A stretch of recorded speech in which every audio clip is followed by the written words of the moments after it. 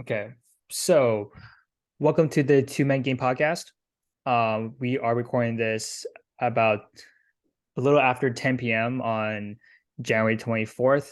The Clippers just blew out the Lakers. Um, and then so today we are going to speak about trade options and different buyers and sellers. But before we go into that, Davis, how is your day going so far? Going well so far. How about yourself, Brian? Good, man. Good. So let's just start there. I mean, it's kind of ironic that the Lakers were just playing, but let's talk about the first trade of the season so far, right? So, Rui Hachimura was traded to the Lakers for um Kendrick Nunn and three second round Second round. picks, right? So, David, so what were your kind of initial impressions of this trade? I was honestly surprised by how low the Lakers were able to get Rui Hachimura for. I know he hasn't. I mean, he's a pretty solid player for the Wizards, but they're using him more as like a rotation piece, despite being a top 10 first round pick back in 2019, I believe. Yeah. And so, and I know he's wanted a trade from the Wizards for some time now, because a lack of playing time. So he got his wish, and ultimately, I think it was a great trade for both teams if you really think about it. It's a great trade for Lakers, obviously, because it adds youth to the team, and they also do need defensive wings or just anyone who can play defense on the team, since their defense is atrocious, uh, especially without AD in the lineup due to injury. So I think overall, and in addition to his defense, he can shoot the ball fairly well, especially with corner threes. I believe he's shooting at around like 40%, which the Lakers desperately need.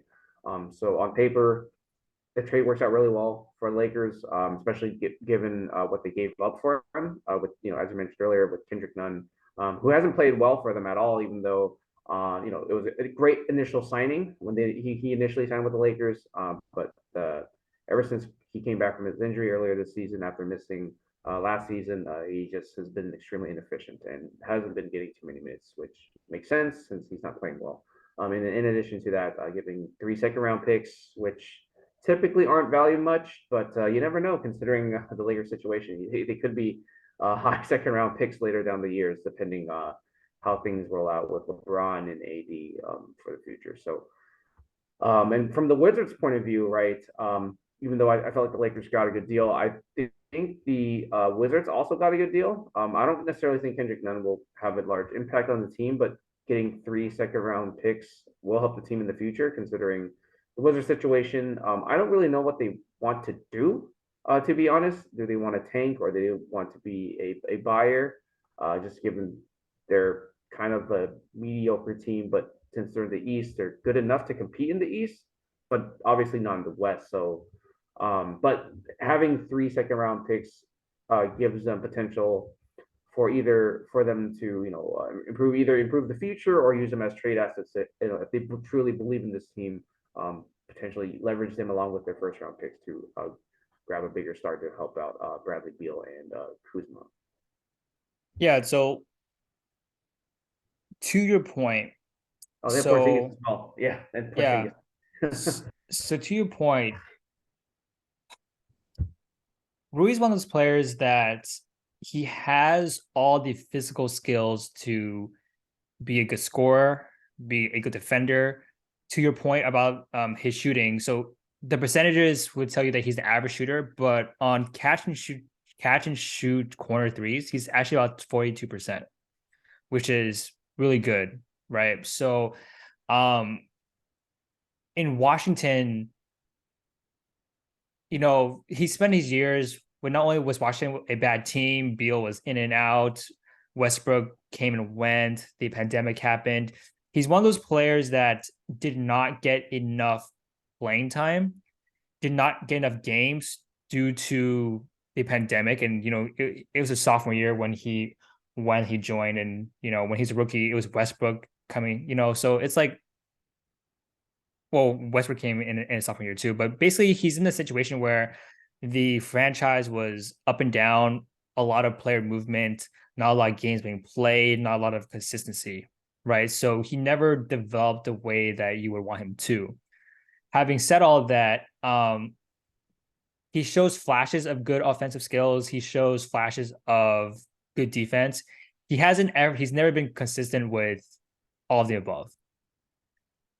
Um, Having said all that, it's a very low risk but moderate reward potential for the Lakers, just because if you believe that LeBron and the rest of the team and the staff can develop Rui and put it in positions to succeed, whether it's playing alongside LeBron on the front court, guarding the bigger wings, providing not only outside shooting but also like he's a pretty good driver as well.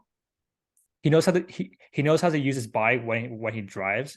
He does have to really work on his defense, and he is a very, very no, I shouldn't say that. He's not a great passer, to put it lightly. So I get it from the Lakers' point of view. Again, it's low risk, moderate reward. The only real risk is that he's going to be a restricted free agent this upcoming summer.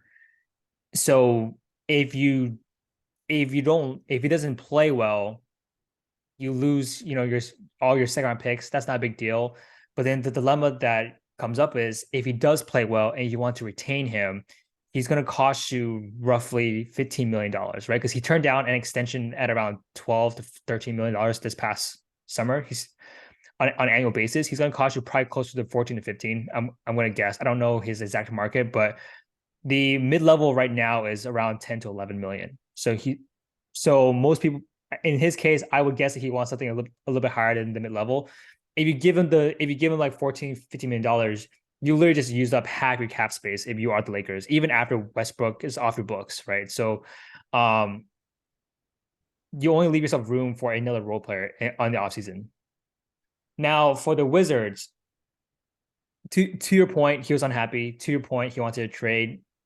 To your point, the Wizards probably would have lost him for nothing. So they just wanted to get what they could for him. I'm pretty sure they were shopping this guy for the entire season, and this is the best offer that they got. Off season last year. Yeah. So let me tell you what I think. So 2 points. So Kuzma coming in, not only is Kuzma taking up a lot of the minutes at both forward spots, but also Kuzma is also a free agent this summer, right? So even though they're only clearing about $1 million, clearing up more salary and clearing up more minutes so they can offer Kuz like a big contract, I think that's something that they're doing. And to your point about we don't know if they're tanking or trying to go for it. Since the whole Gilbert Arenas situation that was a forced tank because he was suspended, the Wizards have never purposely lost. They've just drafted relatively poorly and not have made the best trades and not have made the best contract signings. So because over the last 10 years plus, they've always been the bottom half of the playoffs or in the lottery, right? They have never won more than 50 games in decades. I don't know. I don't have the exact year, but they never even won 50 games during John Wall and Bradley Beal, and they've never won 50 games when Gilbert Arenas, Caron Butler, Antoine Jameson back in the 2000s, right? They similar to the Pacers. They have an owner that does not like to tank. They believe in trying to win and trying to fill up seats, and that's partially why Beal got his contract, right? Because if you trade Beal, you're basically tanking for a season too. So that's just my assumption. The impression that I get is that they made this trade to clear more space in terms of money and minutes for Kuzma next season, and I don't think they're going to tank. But that's just my impression of this trade. It's basically both teams won a little bit. Both teams could potentially win a lot depending on how this plays out.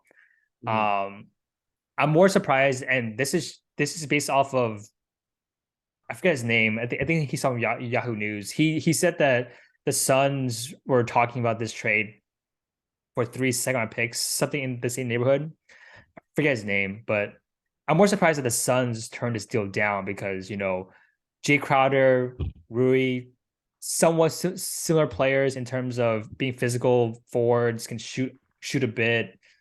Crowder is definitely the better player, but I'm a little surprised that the Suns did not pull the trigger on this. But yeah, I mean, I um, guess it's the Suns lost because Crowder was also he's less happy in with the Suns than Roy was with the Wizards. At least Roy played. yeah, yeah, and not to go off on a tangent on the Crowder thing, but then like literally the Suns have three, like maybe 3 weeks and change, 3.5 weeks and change left. After that, They're gonna they lose get Crowder nothing. for nothing Yeah, because he walks, right? So you have to trade him within the next few weeks or and he's not even a that's restricted gone. free agent. I mean, he's a much older player, but Yeah. yeah, it's unlike the Roy situation where it's slightly different. Yeah. And the thing is, like, with every day that passes by, his value goes down because Right. there is less games for him to get acclimated to his new team. And also, teams know that the Suns only have Yeah, a few weeks so they left to don't really trade have him. leverage in the deal. So they have no leverage, exactly, right? So I'm more as every day passes by, as more of these deals go through, I'm more and more surprised that a trade has not gone through because every day that passes by, to your point, the Suns just lose leverage, They lose right? leverage, yeah, because like you guys mentioned, every other team is aware. Like, well, if they don't trade him like by the deadline, like then they're gonna lose him for nothing. Yeah, yeah, and then I mean, not so much now, but that stretch where the Suns were just losing so many games in late December and early January, they lost over a third of their team to injuries, Right. Yeah. right? So that's even more shocking that they allowed them to dig themselves in such a big hole when they could have definitely tried to make this trade just so they don't have to be in the play-in right now because you have like we have like 30, 37, 38 games left in the season and you let yourself be in 10th, 11th, 12th place depending on when you are watching this, right? So I don't know, it's very it's very interesting, but Yeah.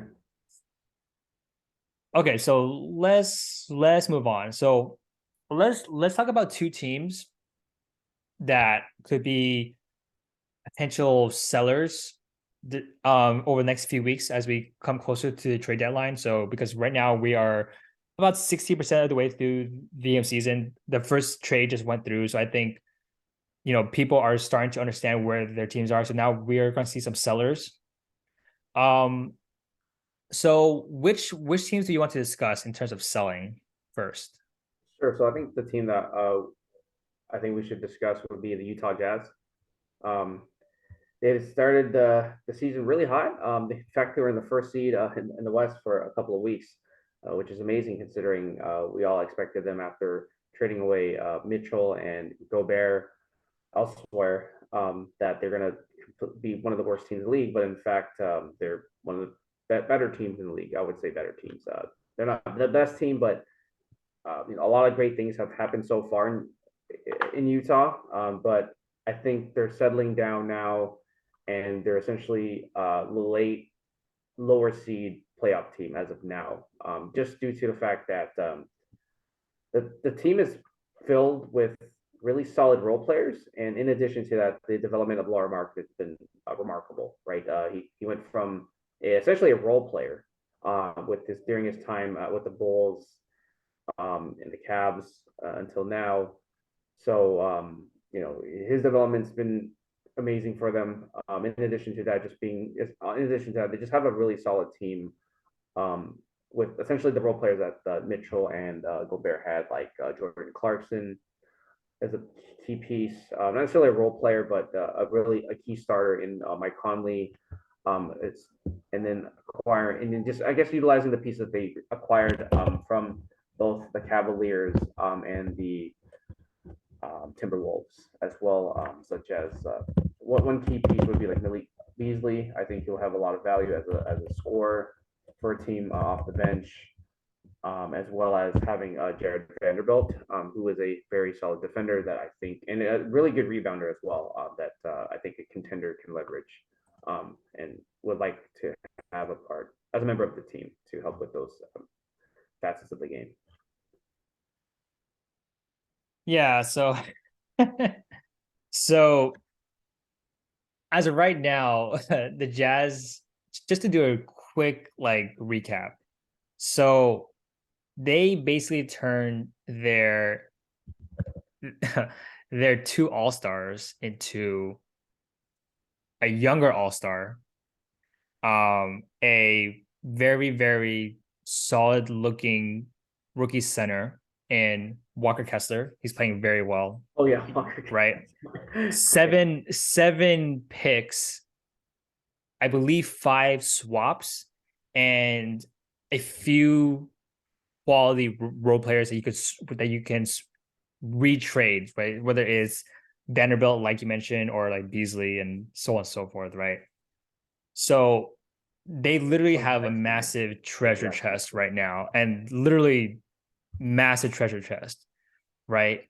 Um, so in terms of selling, I feel like not only do they have so many players that they can sell, these are all players that teams need, right? In terms of if you're looking for a veteran point guard, that can run your team, can initiate offense, whether you are just off the top of my head, the Lakers, the Clippers, right?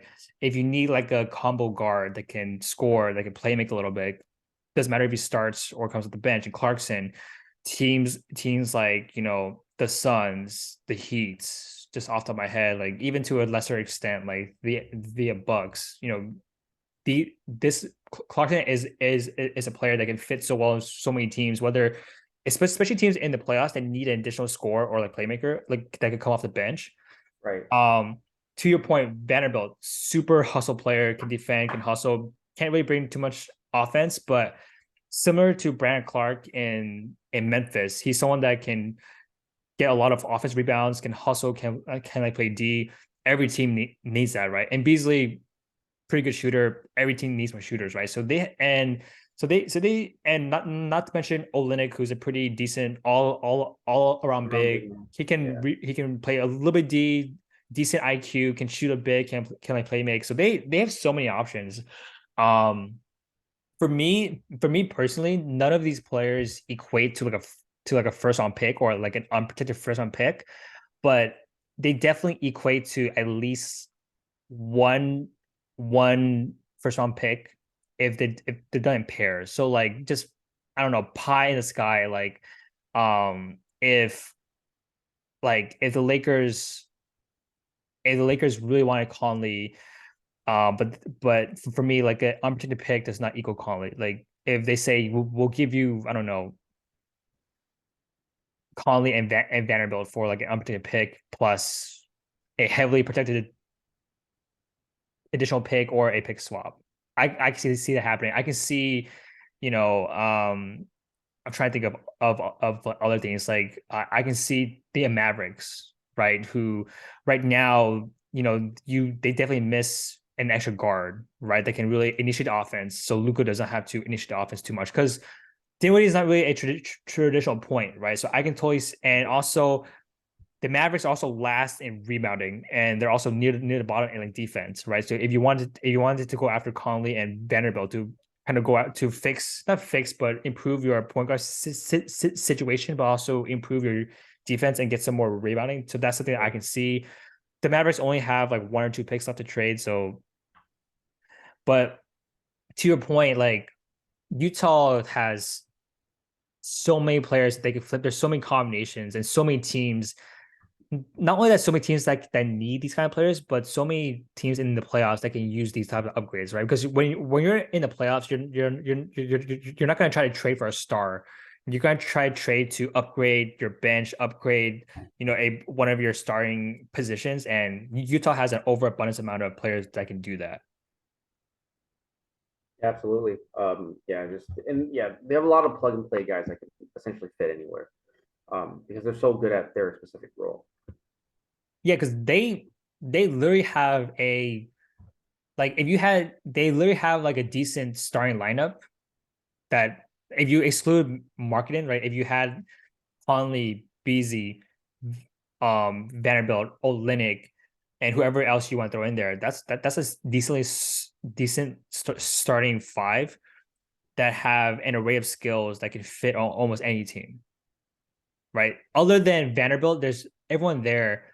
They're not a specialist, right? They can do things besides just score or just shoot, right? So there's a lot of potential there with like Utah. Okay.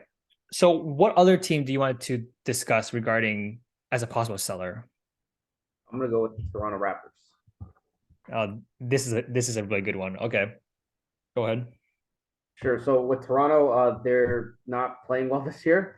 So far, as of today, they only have 21 wins, which is not good enough to even make the plan in the East. So, considering they're playing the Eastern Conference, you would think would be a lot better this year, since I believe they were in the playoffs last year, if I'm not mistaken.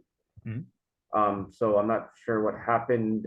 They practically have a very similar team, so something is not working well for whatever reason. And I think it's a good time for them to sell their most valuable asset. And there's been a lot of trade rumors about him, but Fred VanVleet comes to mind when it comes to the most valuable player that they have to offer to other teams. So I think that's going to be one of the key pieces. In addition to that, depending on how much they want to tank, they can potentially trade pretty much anyone on the roster, if I'm not mistaken.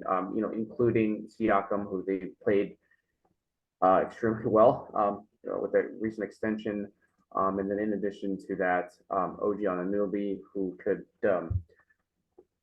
can be moved as well if they're looking to rebuild. And realistically, the only person that I'm looking at the roster, like the only person that I would think they would keep is Scotty Barnes, since he is, they're a very young player, promising player. But essentially, other than that, I think everyone else potentially could be on the trade block. Now, they also have Gary Trent Jr., who could be a great piece for a contender as well. Yeah. So the Raptors are interesting because you would think that in the modern NBA, if you have very versatile long wings and guards, that you would do very well. Because if you exclude Jokic and Embiid, there's not many dominant centers, right? So it's a very wing perimeter guard oriented league. And they have so many really, really good wings and guards. And you would also think that if you look at their top players, they can all shoot. Like aside from Barnes, like all the top players can shoot, but they're actually not shooting that well as a team from three either. So it's really the team, more or less, for whatever reason, they just don't fit. I don't know why they don't fit, but on paper they have a lot of talent. On paper they have a lot of offensive players, a lot of defensive players, a lot of players that play on both ends of the ball. Like they literally have four players, five if you include Barnes, who can play great on both sides of the ball. Right now, what's interesting about their top four players, excluding Barnes, so Siakam, VanVleet, Trent, and OG, all of them are either free agents this summer, eligible for extensions this summer, or will be free agents next summer. Right. So, in terms of trying to maximize trade value, especially for a team that's outside the play-in, it makes a lot of sense to trade one, two, three. I don't know how. I don't. It depends on what you get, right? But Right. it makes sense to kind of trade these players and do a soft rebuild with Scottie Barnes, right? Because OG and Fred, so they're basically in a similar situation, even though OG is not going to be free agent into next summer, where they are limited by the amount of an extension that they can get from the Raptors. So basically, currently, how extensions work, you can only get a 20% raise on your extensions unless you are, a max player slash 10-year vet. Then you get a percentage, a 35% or 40% of the actual percentage of your team's salary cap room, right? So those two players will definitely go into free agency this summer and next summer because they can make more than a 20% raise, right? Right. And then Siakam, he's eligible for an extension this summer, and that extension will start at well over $40 million, right? And he's your best player. He's your all-star. He's your all NBA player. He's been all NBA. So now basically for Siakam, you have to determine, are we willing to give him a 4-year 180 dollar extension, or should we trade him and get some value and rebuild? And then Trent, classic 3-and-D shooter. He's a free agent. He'll probably play the market and see what he can get. If you can shoot and you can play defense in this age, you can easily get $20 million.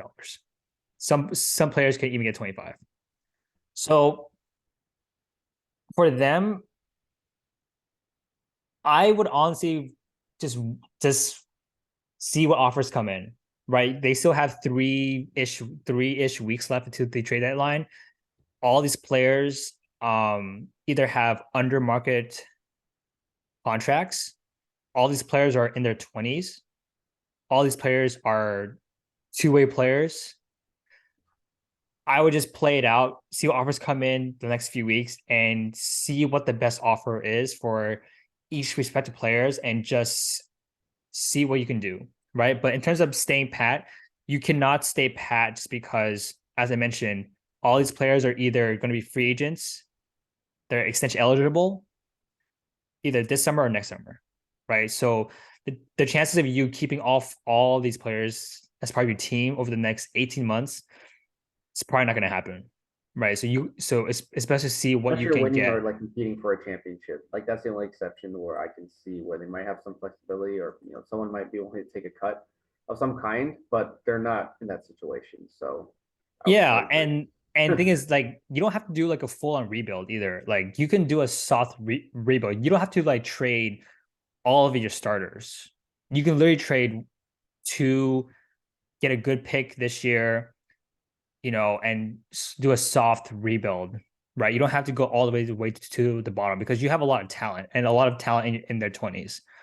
But and you can't pay everybody, and especially you can't pay.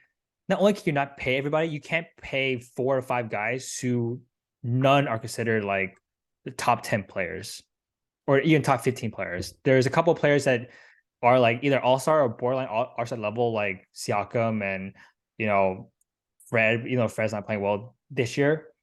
You can't pay 4 or 5 players big money when none of them are like top tier players, right? So you have to make some type of move, some type of decision to do a soft rebuild, in my personal opinion.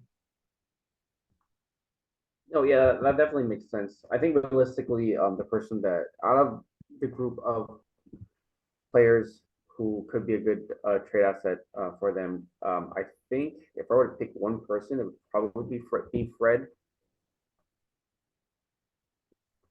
Yeah, Just because they also have other players that can kind of cover his spot in a way. Well, but I don't know because I think he's asking for a lot more money, like yeah, significantly more money than what the teams are willing to give him, or at yeah. least the Raptors, right? Because at the end of the day, they also need to figure out like whether or not, as an organization, like whether or not it's worth if this player is worth his asking price.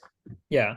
And also, the point guard position is, relatively speaking, the easiest position to fill, right? If you look around the league, almost every team has a good to great point guard. Like I mean, I don't have the number top of my head. I think 24 to 25 teams have very solid point guards, very young point guards, or all-star point guards, right? And in the draft, you can always find good guards, right? There is very few teams in this league that do not have a at least solid point guard.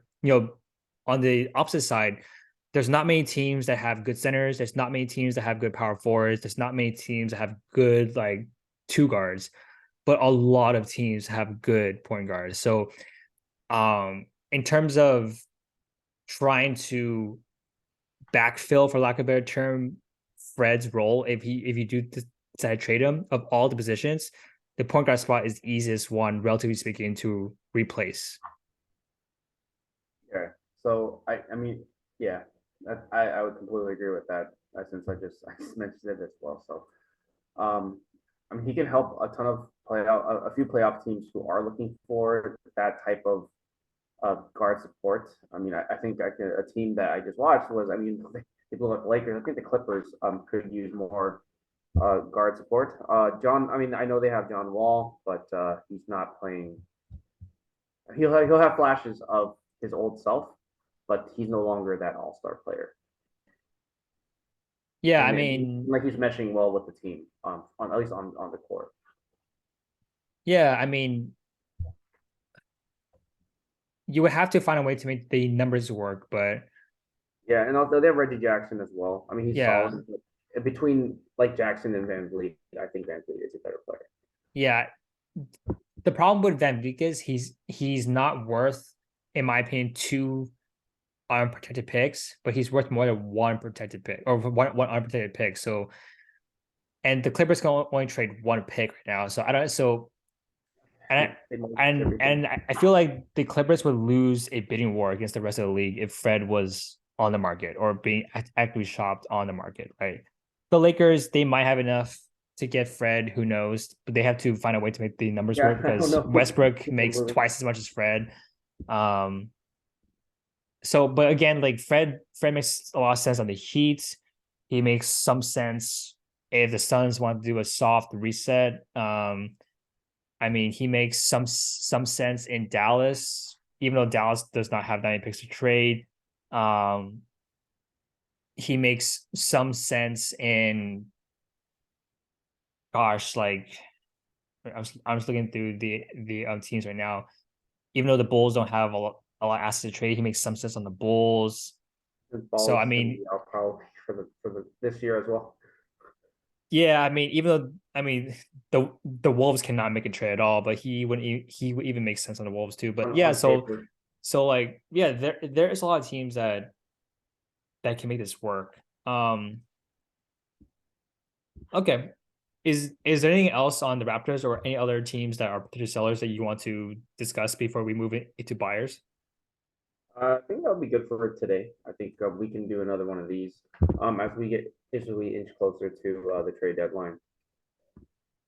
Cool. Okay, so let's go into buyers. So teams that will be actively trying to make a trade to improve their teams when as the trade deadline comes closer. So which team would you want to discuss first? Sure. So I think the first team I want to talk about is going to be the Sacramento Kings. I know we've spoke about the Kings in the past, but this year they're just having a great year. Best Um, team in the Pacific Division, which is insane to like say. it's surprising they haven't been this good like since Oh, two. early 2000s, right? Because I mean Yeah. their last playoff 20 experience years. 2006 as the eighth seed, but they're actually the third seed currently, and they're playing fantastic basketball. So they're the Tyrese trade from a year ago is looking less bad, though I would still argue it is a bad trade, but considering how well Halliburton's playing for the Pacers. But anyways, they're playing well right now. One of the biggest things I wanted to point out and why I think they should be buyers is the fact that since they are, I would imagine based on how they're playing, they're going to end up being a playoff team, and they are a very young team, and most of the players on the roster don't have playoff experience. The only two players on the top of my head that I know they have that have a decent amount of playoff experience would be who have gone deep in the playoffs is Matthew Dellavedova, who doesn't really play, but he's been in two finals appearances with the Cavaliers in the mid 2010s, and then with Harrison Barnes during his time with the Warriors. Mhm. And then there's also Kevin Herter, who was in the playoffs with the Hawks as well.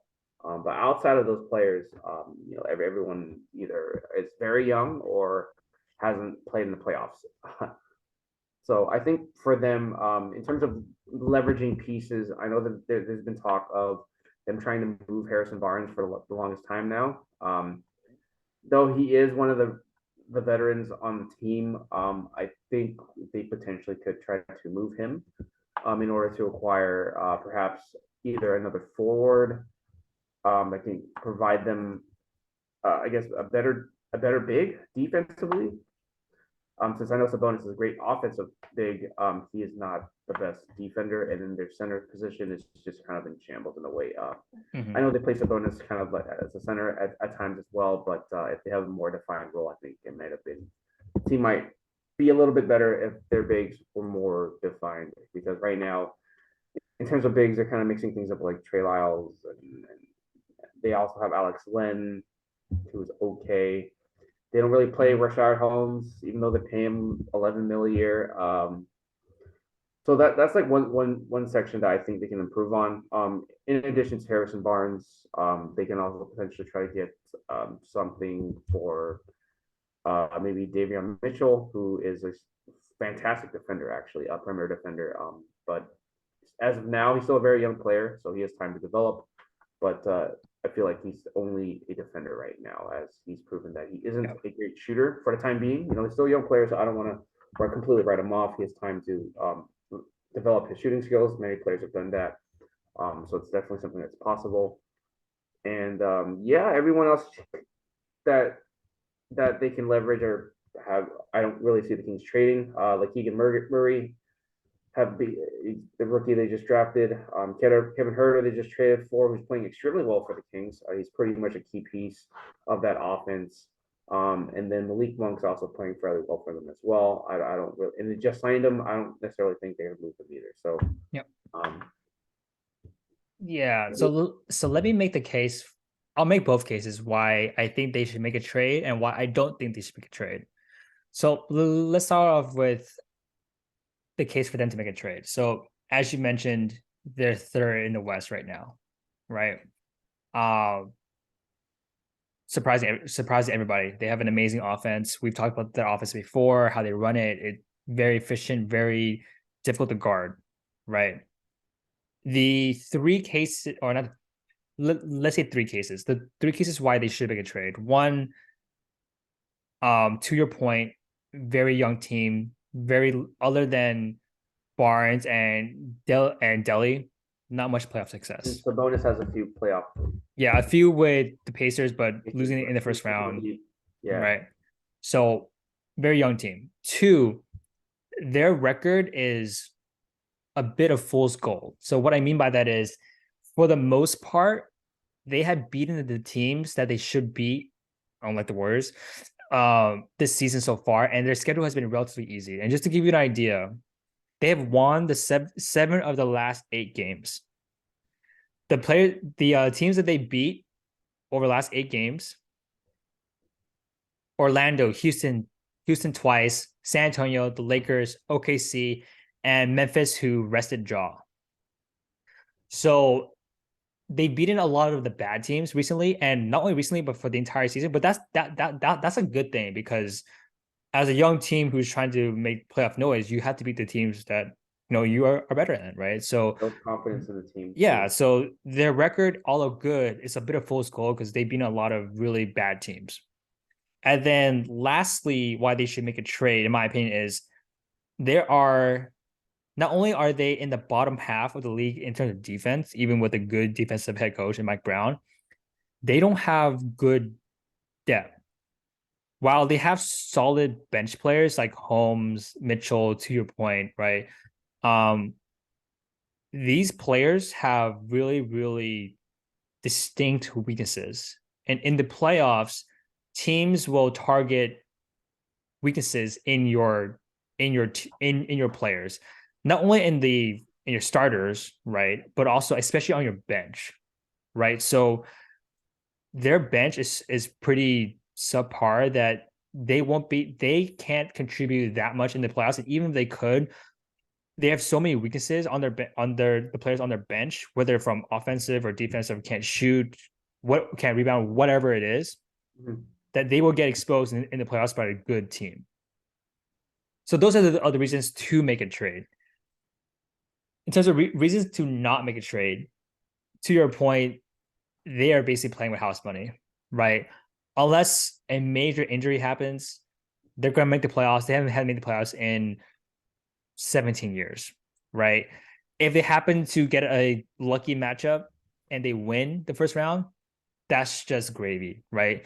So I don't see the point in disrupting what you have so far and a team with relatively young players to disrupt that chemistry and maybe fall back a little bit in the standings, right? You might as well see what you have this year with your core, see how much, allow them to get some playoff experience, allow Fox to get some playoff experience, right?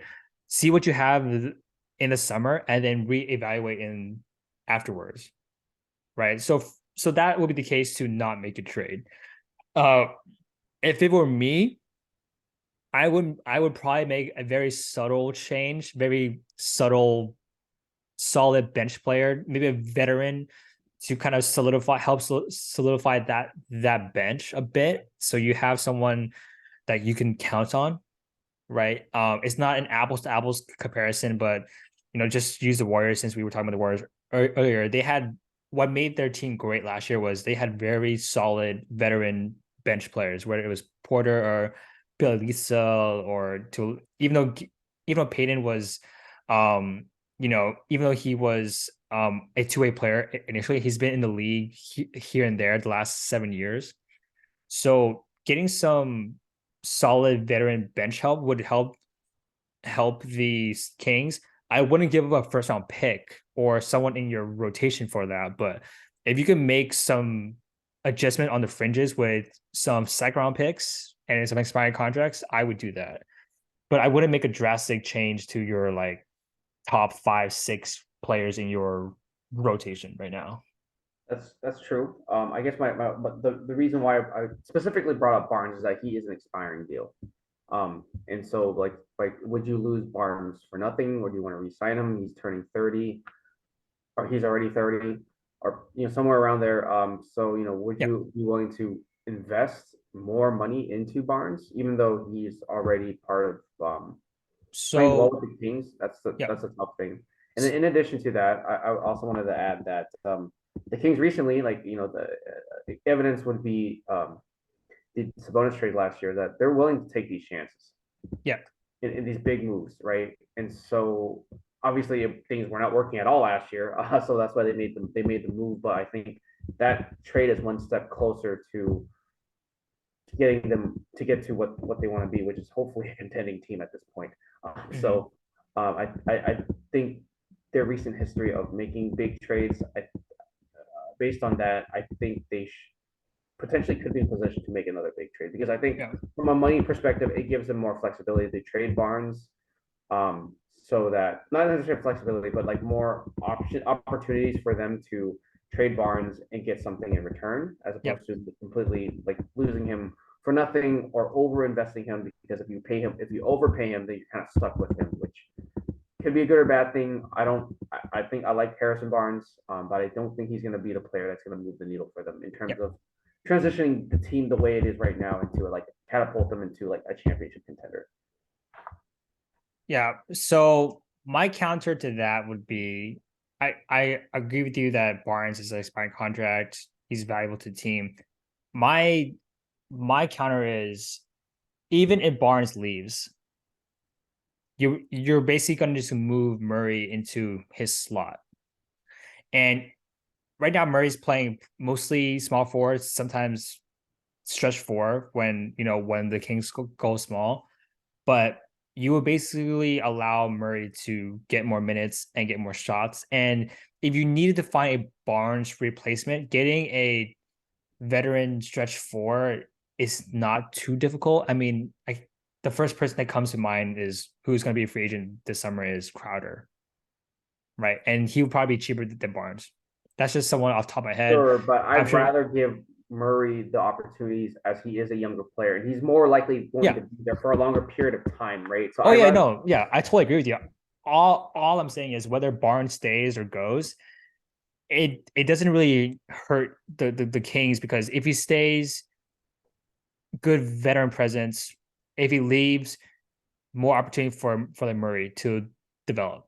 Right. right. That's the right. That's true, but I don't. I wouldn't want to lose him for nothing. I mean, he is a value. I mean, he is a good player. He's definitely True. worth something to a contender. And if they can bring back someone who's is still going to be under contract.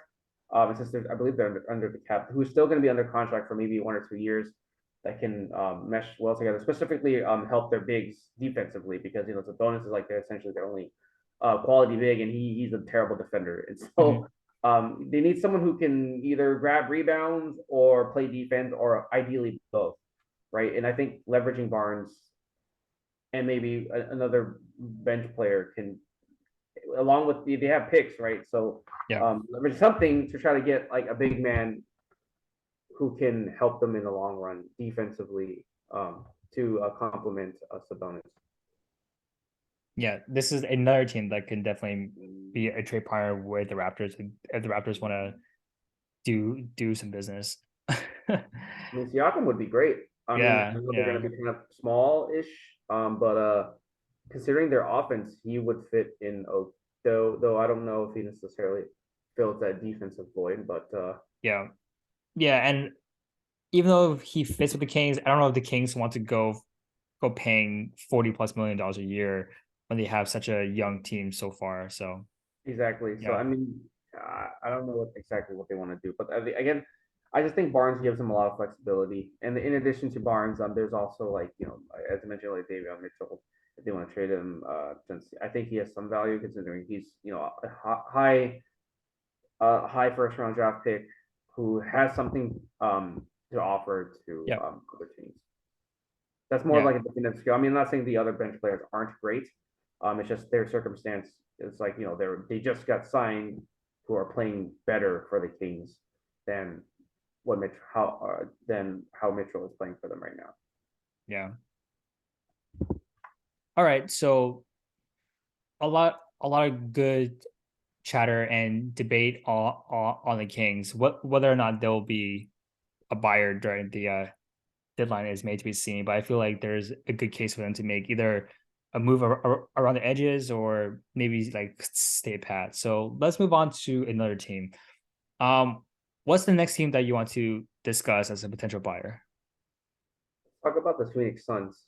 They're a very interesting team this year, dealing with a wide variety of issues, not just on the court, but also off the court. So they recently, or they, Robert Sarver is selling the team. He's pretty much forced to sell the team given his off the court issues, with a wide variety of different scandals. So he's going to sell the team. I forget who the new buyer is, but selling it to someone who bought out the team. And so I think, considering they're kind of in the middle of the pack in the playoff race right now due to primarily injuries, I think as a new owner, I would imagine they would not want to tank and continue to play well and hopefully remain, sorry, not become, but remain a title contender. And so, given their current team right now, obviously they need to hope that Devin Booker gets back. CP3 just came back a few days ago. And so I think they're in position to try to make a move to get back in the standings. Because I know there's a time period when CP3 was out as well as Devin Booker, if I'm not mistaken. Yeah, so just to answer your question, so the new Suns owner is Matt Ishbia. Mhm. So quick background on him for those who don't know. So he went to Michigan State under Tom Izzo, was on a team, even though he was more of a bench warmer on the team. He's currently a founding partner of Shore Capital, venture capital firm. He has relationships with not just teams in the NBA, not only teams and um league office officials in the NBA, including Adam Silver, but he's also has relationships in the NFL and the um MLB as well. He's been trying to get involved in owning a team for many years, right? Him and his family are not only very wealthy, but very successful business people as well. And they love basketball and sports. Um, with the Suns, it's first off, the Suns have all their picks, right? They're one of the few teams, if not the only team, that literally does not owe a pick to anyone, and they have literally all their picks. And so they are able to make nearly any trade that they want right now. Um, in terms of what they should do, first, to your point, they've had a lot of injuries to Booker and to Chris Paul, right? Which is why they're around 500, one game over 500. If those guys are healthy, they're probably closer to the top of the West. In terms of them being a buyer, we all know about the Jay Crowder situation.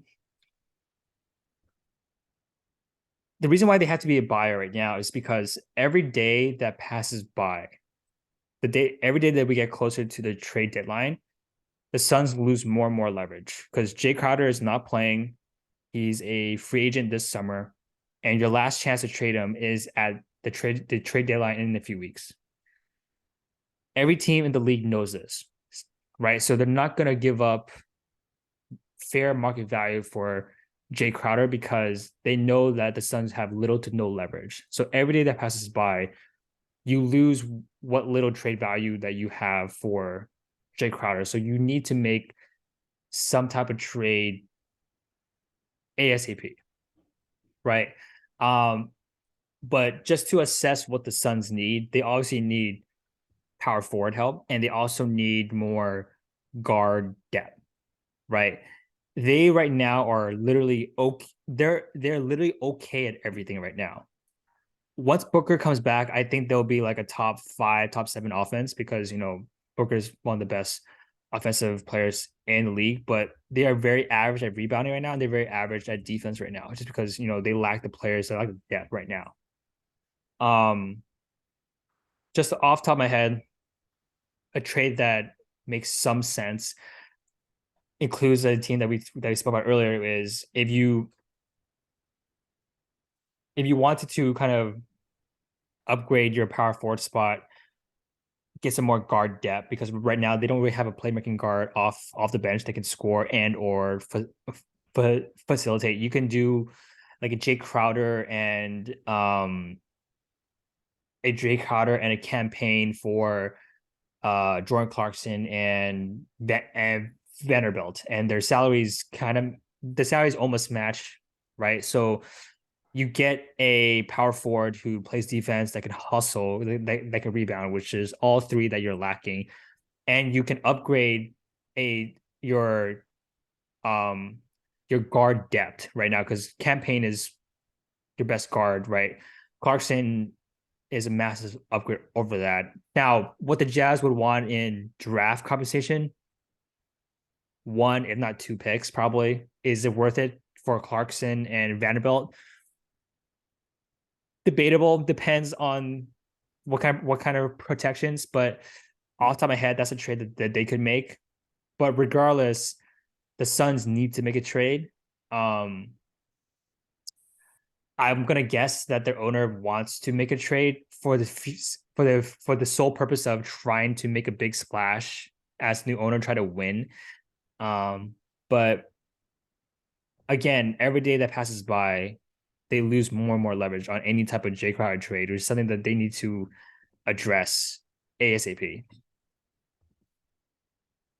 Yeah, I completely agree. They also have, I mean, they have a good amount of guys on 1-year deals as well that they could potentially move. All role players that potentially could be useful for another team if they're not getting too many minutes. So I mean, I know they currently have like Torrey Craig, who's a solid defender for them in the starting lineup. There's Cam Johnson that can be moved. I mentioned campaign earlier. I would mention Dario Saric, but they kind of need big, so they're probably going to keep him. Damian Lee, Saban Lee, there's and Biombo, who I think they actually do need, so they're probably not moving him. Landry Shamet is potentially a guy they could try to move as well.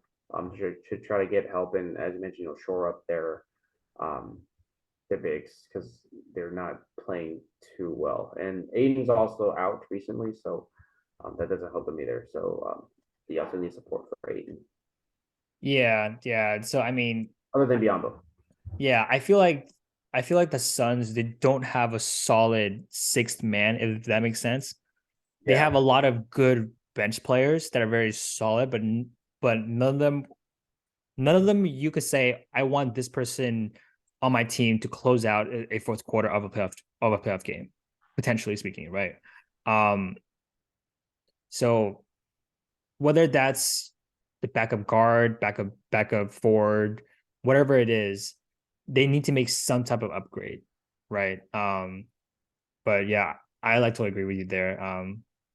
So yeah, we'll see what happens with the Suns. It's gonna be very, very interesting next few weeks for this team because Yeah, a not lot only of are things can they, happen. They yeah, can trade Aiden. You never know because the Suns even want to sign Aiden. They're just kind of like forced to sign him. yeah. I mean, I don't know what's gonna happen. I think Aiden staying with the Suns would be all dependent on what happens in the playoffs, right? If the Suns lose in the first round or don't make it to the playoffs for some odd reason, Chris Paul, Aiden, everyone except for Booker and Bridges is probably gonna be on the table in some way or fashion, right? So Yeah, the Suns over the next 6 months is gonna be very interesting because they're gonna get a new owner, officially on paper, a new owner in a few weeks. They have a trade deadline where they have to trade one of their core players, or not core players, but one of the better players. They're getting Devin Booker back from his second hamstring injury this season. They have to try to make a playoff push. And depending on what happens during the playoffs, if they make it, they may have to deal with an older Chris Paul potentially this summer and another Aiden summer, right? So it's gonna be and they also have to re-sign Cam Johnson, who's a restricted free agent this summer. So yeah, it's the, also a good the player Suns too. have a lot of massive decisions to make this upcoming summer. Okay. Before we head out, I know that you're probably not prepared for this, but with the All-Star starters getting announced this Thursday, off the top of your head, who do you think should start on the East and the West? Ooh, that's a good question. Good question. Let's see. So it's pretty tough. So I think that does it include players who are injured? Um, I would leave that up to you because I feel like there are some players like Durant who just started to miss games. He deserves to start, even though he might not actually be there. Because he's one of the Um, guys I was thinking about. yeah. Like in the East, obviously Kevin Durant. Giannis is a shoe in. I don't know why nothing else is popping up in my head, but there's clearly other players who I think are deserving. Jason Tatum, well deserved. And then let's see, Joel Embiid, I think deserves a shot at starting for sure. Though they're all front court players, so I don't know. So one has to go. So that's a dilemma I that a think lot of folks are facing is that that is one has to tough. go on the bench, right? So I think in terms of lineup for lineup's sake, I think Tatum might have to go because Embiid is a bigger dude. mhm. And you can start like Katie and Giannis as like the 3 and 4. But I don't know how the coach is going to line up. I mean, that's how I would line up. Nothing against Tatum. It's just he's technically a front court player. I guess you can. But in terms of point guards, for the East, there's usually two at this point, right? So, dude, I actually think, I think Kyrie actually has been playing well. Mhm. for in terms of basketball. I think he deserves a shot based on, I mean, his play, his play. And then, hmm, starting is tough. I kind of want to go with Donovan Mitchell, because he's playing well with the Cavs, Mhm. but I have to look at the full thing. But I think I'm gonna lean. I'm just gonna go with Donovan Mitchell. I just think he's playing fantastic this year. Yeah. And yeah, they were talking about Eastern Conference only as well. So I think Yeah. So let me so over players like Harden, or like Jimmy yeah. Butler So let or Trae me Young kind of give or you my 2 cents right now. So the front court is difficult. Like yeah. probably one of the most difficult decisions so far. Um it's yeah. So for me, I would personally go with Tatum, even though Tatum's not putting up the best stats compared to Giannis and Embiid and Durant. Um, he's played the most games. His team is the best team in the East. He's been the most consistent player of these players as well, and he's played the most games. Right. So, and his stats are close enough to those players where it's not such a big delta. So I feel like Tatum, even though his stats are not as good as those players, it's close enough where because he's played more games, because his team is the best team, because he's been the most consistent as well. Him and his team has been the most consistent because all the other teams have had the up and down. The Celtics has been the top team in the East since beginning of week 3 of the season, right? So I think I would give it to Tatum as a starter for sure. Now, in terms of the other two starters for the front court, this is difficult to say the least, because all three of these players are Bonafide superstars. yeah, and they're all averaging like crazy numbers. Like, so if it were me, oh my god, okay, so I would go with Durant still because before he got hurt, he was playing.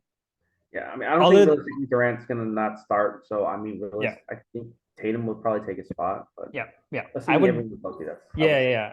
I think other than Jokic, before he got hurt, Durant was playing the best. He's shooting 56% from the field and mostly on jumpers, right? And it's excluding the first 3 weeks, 3 to 4 weeks of the season, the Nets have been the best team along with the Celtics, right? So for me, I would give it to KD, even though he just started to miss time. Now, between Giannis and Embiid, mm, difficult, but I would lean towards Giannis. His team is better. It's like his team is above is higher in the standings. Giannis has slightly better stats, and Giannis has played more games. But to your point, Durant's probably gonna sit, so like Embiid will probably start anyways. In Or terms yeah, of yeah. yeah, in terms of the starting guards, Mitchell for sure starts. You know, he's been solid all season. Yeah. Um, the second guard spot, I I've I've Jalen debated Brown. I've debated Yeah. between Kyrie and Jalen Brown Yeah. for similar reasons for starting Tatum over the Mhm. other front court players. I think I would go with Brown just because even though Kyrie's stats and Jalen Brown's stats are about even. But Brown has played many more games and his team is at the top of the East. So for me, even though like I think Kyrie's a better player, but I feel like Jalen has done more this season. Him and his team has done more this season to In the Nets, deserve. yeah, sure.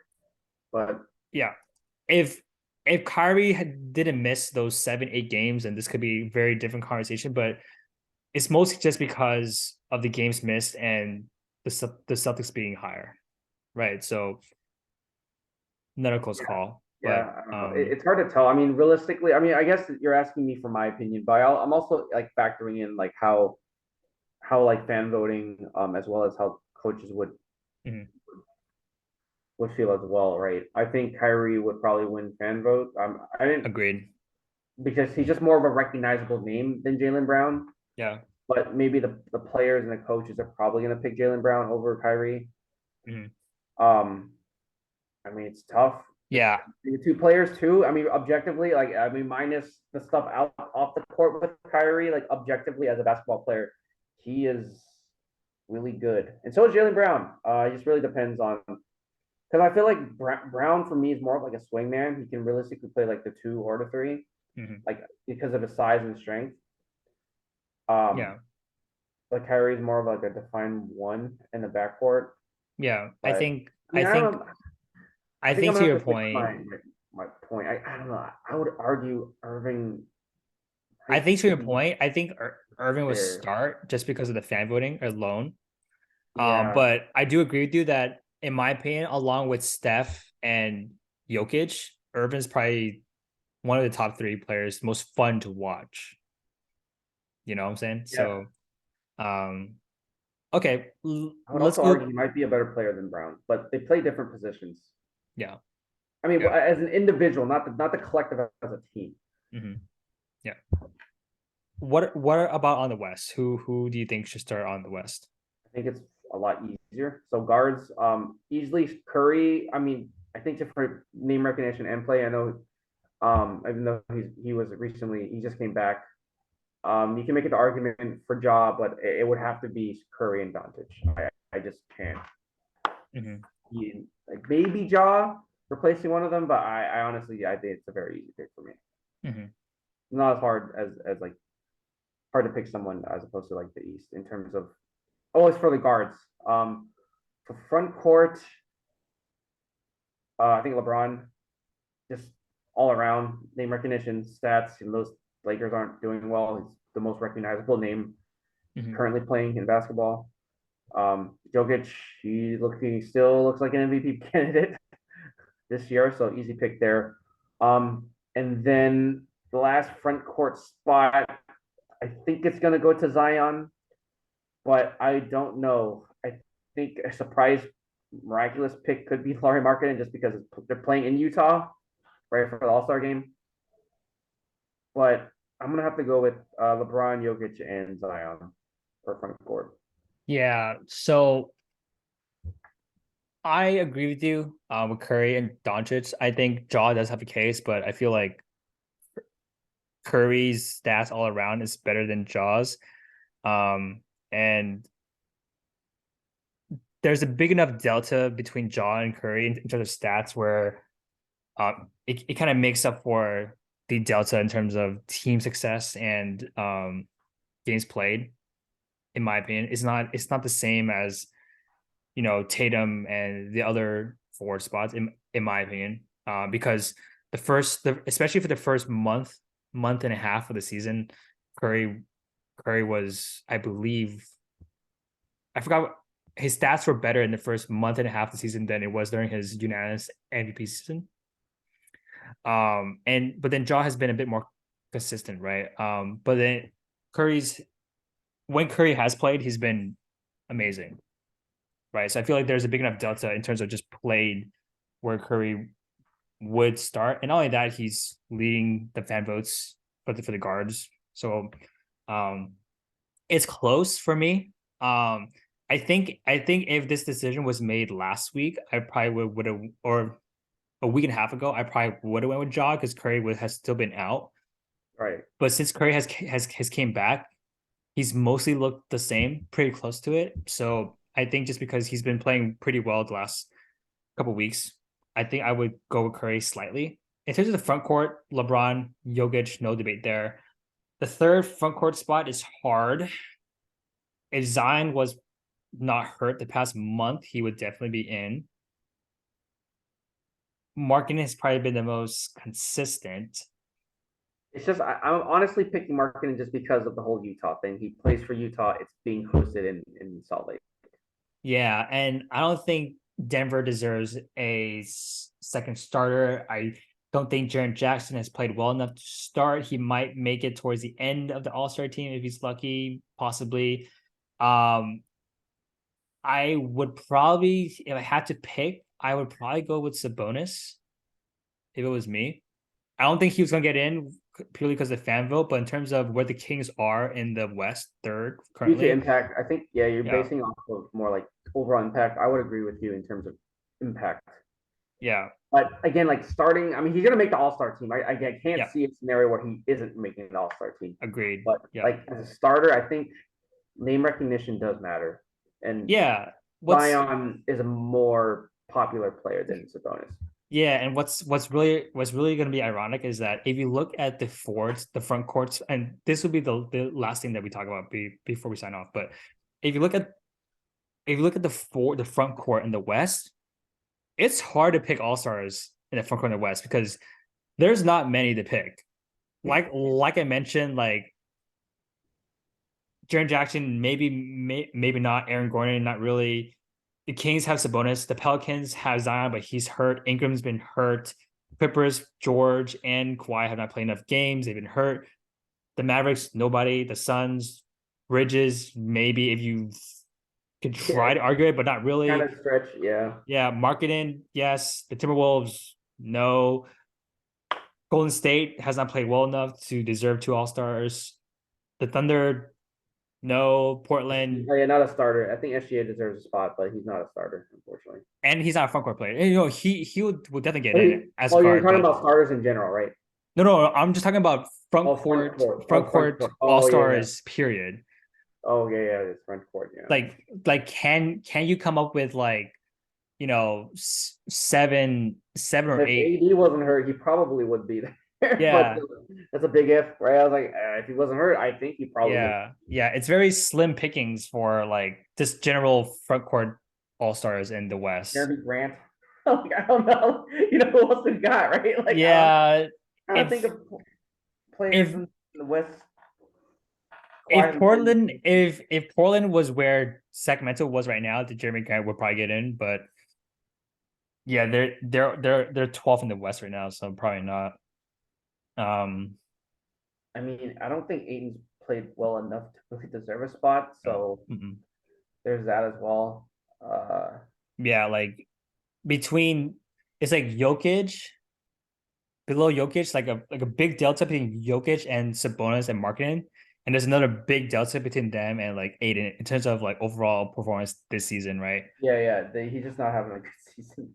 So it's I can't even make an argument. Like, yeah, I can't make it. And then Gobert is not playing well. So yeah, I honestly Cat's been out, I believe, right? Or yeah. If I had to guess, I think the coaches will probably just vote Aaron Gordon and or Jaren Jackson Jr. just because they don't have a lot of front court players to pick as reserves. So maybe we'll see what the coaches do. Yeah. Cool, man. Is there anything else you want to discuss before we sign off? I think I'm good for tonight. Cool, man. Well, good speaking with you as always. Thank you for everyone else on watching and for joining us, and we will see you next time. Bye, y'all.